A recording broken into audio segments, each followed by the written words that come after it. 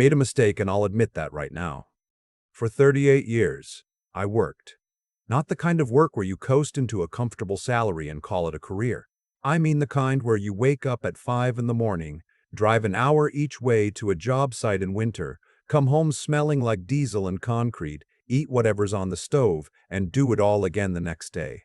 I built a construction management company from nothing, literally nothing, just me and a pickup truck and a contractor's license I'd studied for while my wife, Eleanor, was pregnant with our daughter. By the time I retired at 63, we had 12 full-time employees, contracts across 3 states, and a house in Asheville, North Carolina that Eleanor had picked out herself, with a wraparound porch and a view of the Blue Ridge Mountains that made you feel like God had done you a personal favor.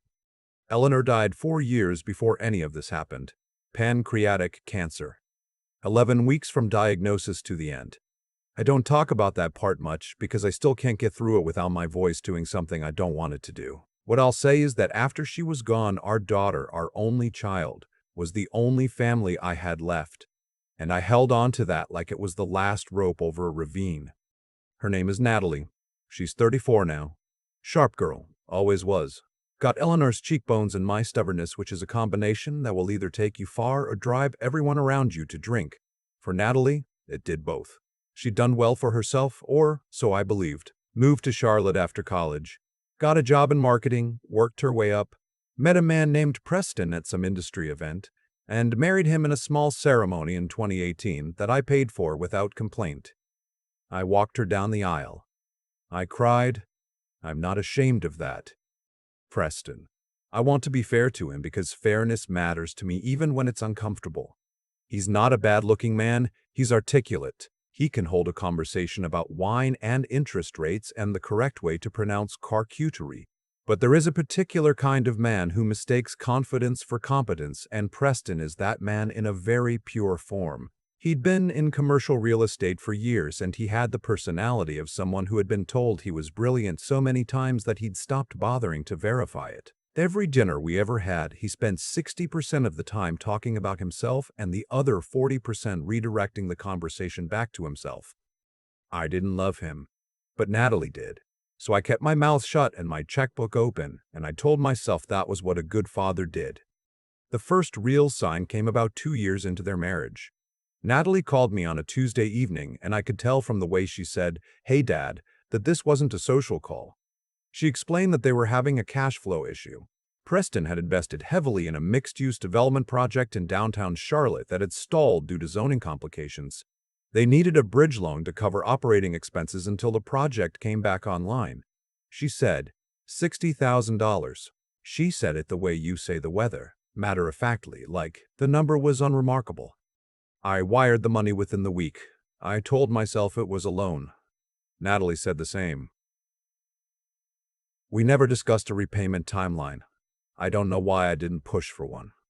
Eleanor would have pushed for one. I didn't hear about the project again for 8 months, and when I brought it up at Thanksgiving, Preston changed the subject so smoothly I almost didn't notice. Almost. The second sign was smaller. Natalie asked me to co-sign a lease on a new apartment. Theirs was, in her words, no longer aligned with where they were headed professionally. The new place was in Dilworth, one of Charlotte's nicer neighborhoods, 2 bedrooms, which they didn't need because they had no children. The rent was $4,200 a month. I co-signed. I told myself I was helping. The third sign was a business. Natalie had left her marketing job to launch a boutique brand consulting firm. I was proud of her for it, genuinely. She had the skills. She had the instincts. What she didn't have, according to her, was startup capital. She came to me in March of last year, sat across from me at my kitchen table with a full business plan, printed, bound, tabbed, and walked me through a 5-year projection that Preston had apparently helped her prepare. She needed $120,000 to cover the first 18 months of operating costs. Office space, a small team, software subscriptions, marketing. I asked her questions. She had answers. Good answers. The kind that make you feel foolish for being cautious. I told her I'd think about it, and I meant that. I was thinking about it. I was thinking about it every day for the next 2 weeks, running the numbers in my head, talking to my accountant, trying to figure out if this was a sound investment or a generous gift disguised as one. And then my phone rang. It was Natalie's business partner, a woman named Dana, whom I'd met once at a dinner.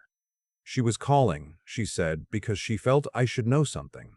She wasn't sure it was her place, but she'd decided she couldn't stay quiet. Dana had been Natalie's closest friend since college, and she had been the original co-founder of the consulting idea. But over the past several months, she said, Preston had been pushing Natalie to restructure the business in a way that cut Dana out. The real reason they needed outside capital, Dana told me, was because two separate investors had already pulled out after doing due diligence, specifically after discovering that Preston had an outstanding IRS tax lien of nearly $90,000 that he'd failed to disclose. The lien was attached to a previous LLC he'd owned. The new business, if incorporated, could potentially inherit that liability depending on how it was structured. That was why Natalie was coming to family money instead of institutional money. I thanked Dana and hung up. I sat at my kitchen table for a long time after that. I called Natalie that evening and told her I needed a few more weeks to make my decision. She said, "Dad, we're on a timeline here. The office lease has to be signed by the end of the month." I asked her, as casually as I could manage, whether there were any existing liens or legal complications that might affect the business. There was a pause. Short, but I'd raised this girl. I knew her pauses. She said no, nothing she was aware of. I said okay, I'd be in touch soon. I hung up and stared at the ceiling for a while. What happened next was not what I expected, and I want to be clear about that. I expected a conversation, maybe a difficult one. I expected her to get defensive, maybe for Preston to get on the phone with his polished voice and his reasonable-sounding explanations. What I did not expect was what actually arrived in my email inbox 4 days later. The email was from Preston, not Natalie, Preston, and it was not a conversation. It was a document, a formatted, itemized financial summary titled, and I'm not making this up, Parental Investment Reconciliation, Mitchell Family 2019 Present. My last name is Mitchell. He had used my last name on a document addressed to me. Underneath the title, in clean columns, was every dollar I had ever given or lent to Natalie and Preston since their wedding. The $60,000, the co-signed lease, with an estimated value of the credit risk I'd absorbed, wedding expenses, a car I'd helped Natalie buy in 2020, a home repair I'd covered one Christmas when their HVAC system failed, even a weekend trip to Hilton Head I'd treated them to for their anniversary. The total at the bottom, including what he described as a conservative estimate of opportunity cost and inflation adjustment, was $247,000. Below the total was a single paragraph. Preston wrote that he and Natalie had, after considerable reflection, decided they needed to pursue their professional goals independently and without the complications that came with family financial entanglement. As such, they would be declining further investment offers, and because the relationship had become, in his words, financially asymmetrical in ways that create unhealthy family dynamics, he felt it was important to formalize an expectation that I would not be approaching Natalie with future financial requests or placing pressure on her to repay informal loans that had been given voluntarily. He was telling me I had given them nearly $250,000 and now I needed to agree, in writing, to never ask for any of it back. There was a signature line at the bottom with my name already typed below it. I read it 3 times. I made coffee. I read it a 4th time. The coffee went cold. I want to tell you I immediately knew what to do. I want to tell you I was never tempted to sign that document just to keep the peace, just to avoid losing my daughter, just to not be the difficult one. But I'd be lying. I sat with it for 2 days. 2 days of walking around my house in Asheville looking at the photographs on the walls, the one of Natalie at her high school graduation where she's laughing at something off camera, the one of Eleanor holding her as a baby, and I thought about what it would cost me to just let it go, to sign the thing and pretend it hadn't happened and go back to being the easy, available, no questions asked father I'd apparently been for years. On the 3rd day, I called my attorney. His name is Robert, and he's been handling my affairs for over 20 years. I read him the email. There was a long silence on his end, and then he said, "Arthur, do not sign that document." I asked him what my options were. He walked me through them. The $60,000 had been transferred with no written loan agreement, which made recovery difficult but not impossible depending on circumstances. The lease co-signature was a liability I was currently carrying. The framing of the document, he said, appeared designed to preemptively neutralize any legal claim I might bring against them, and to establish a paper trail showing I had acknowledged the money as voluntary gifts. Robert told me to do nothing for 2 weeks. "Let them wait," he said. "People who send documents like this are counting on panic. Don't give them panic." I didn't sign. I didn't respond to the email at all. 4 days later, Natalie called. She didn't mention the email immediately. We talked for a few minutes about nothing, the weather in Charlotte, a neighborhood restaurant she'd been to. Then she asked if I'd had a chance to look at what Preston had sent over. I said I had. She asked what I thought. I said I was still reviewing it with my attorney. The silence on her end was different from the one I knew. It was Preston's silence, the calculation kind. She said, "Dad, it's not meant to be adversarial, we just think clarity is healthy." I said, "Natalie, you know I co-signed your lease, my name is on that apartment. If you and Preston ever miss payments, that comes back to me." She said the payments were always on time. I said that wasn't the point. We ended the call politely, the way you end calls when you both know something has changed but neither person is ready to say it aloud yet. What I did over the next 3 months was quiet and deliberate. I had Robert begin the process of formally requesting release from the lease co-signature, citing changed circumstances. The property management company agreed after some negotiation and a modest fee.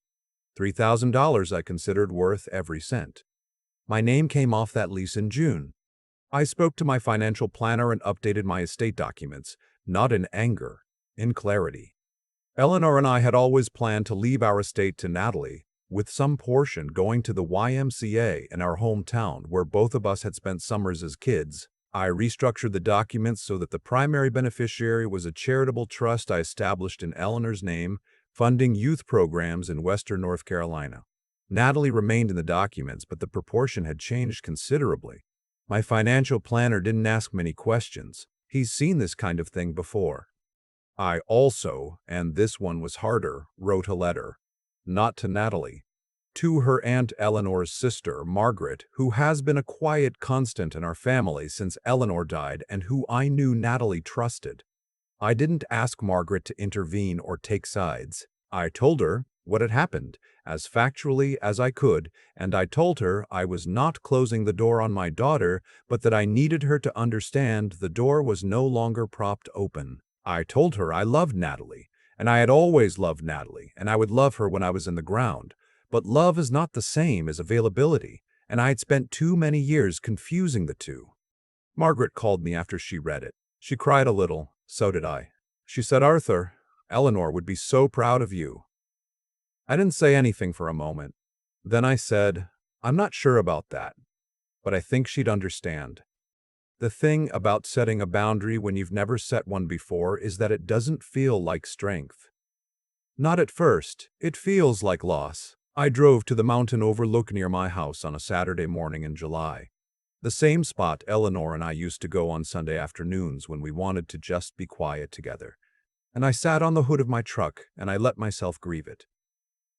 The version of my daughter I had believed in, the future I'd pictured, holidays with grandchildren, teaching someone who looked like Natalie how to fish, growing old with family around me the way my own father had.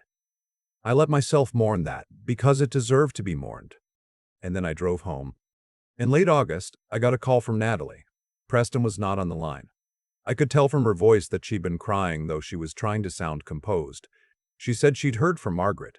She said she wanted to talk, just the two of us, not through attorneys, not through anyone else. I told her I was willing. I told her there were things that needed to be said directly, and she agreed. We met at a restaurant in Asheville, neutral ground. She arrived before me, which surprised me. She looked tired. Not the tired of a bad week. The tired of a long internal argument she'd been losing. We talked for 3 hours. I'll keep what she said between us because some things are private and she is still my daughter. What I'll say is that she confirmed most of what Dana had told me. She said she'd known about the IRS lien. She said Preston had told her I was too financially conservative to understand the opportunity, which was why they'd structured the ask the way they had. She said she had not written the email document. She said she hadn't known about the signature line until after it was sent. I believed her. I also told her that believing her didn't change what had happened. We didn't fix everything at that table. You don't fix 30 years of slow drift and 2 years of deliberate manipulation over one dinner in Asheville. But we started. Natalie is no longer with Preston. That happened in October, and it was her decision, and I will not pretend I'm sorry about it. She's been in counseling, which I think is one of the bravest things she's done. We talk on the phone now, once a week, on Sunday evenings. She asked me once if I was angry. I told her I had been, but that what I was mostly feeling now was something closer to relief. I retired from construction management because I was done. I am done being the load-bearing wall in a structure that should have learned to stand on its own by now. I built this life with my hands and with Eleanor's love and with 38 years of work that I am not ashamed of. I will not apologize for protecting what remains of it. There's a photograph on my desk now. Just one because I reduced things down to what matters. It's Eleanor on our last vacation together. A trip to the Oregon coast we almost didn't take because I had a project deadline that ended up not mattering at all. She's standing at the edge of the water with her shoes in her hand, and she's squinting into the sun, and she looks like a person who is completely, entirely where she's supposed to be. I look at that photograph a lot. I look at it when the house is quiet, and I'm not sure what the next chapter looks like. I think she'd tell me I finally figured it out. I think she'd be right.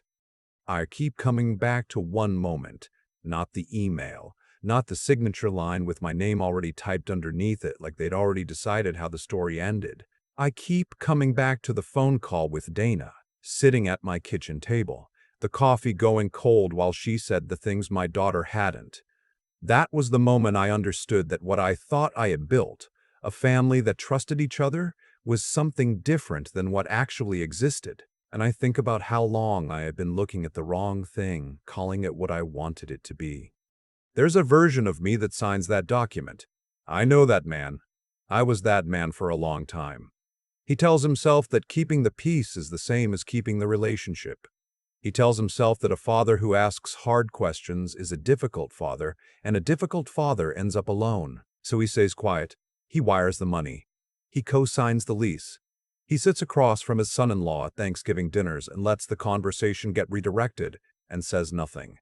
That man isn't a coward exactly. He's just someone who never learned the difference between love and accommodation. What Preston sent me wasn't just a document, it was a mirror. And the thing I had to sit with, the thing that took me 2 full days of walking around this house, was how much of what I saw in that mirror I had built myself. I had spent years making it easy to take from me. Not because I was naive, but because I told myself that generosity was its own reward and that a good father didn't keep score.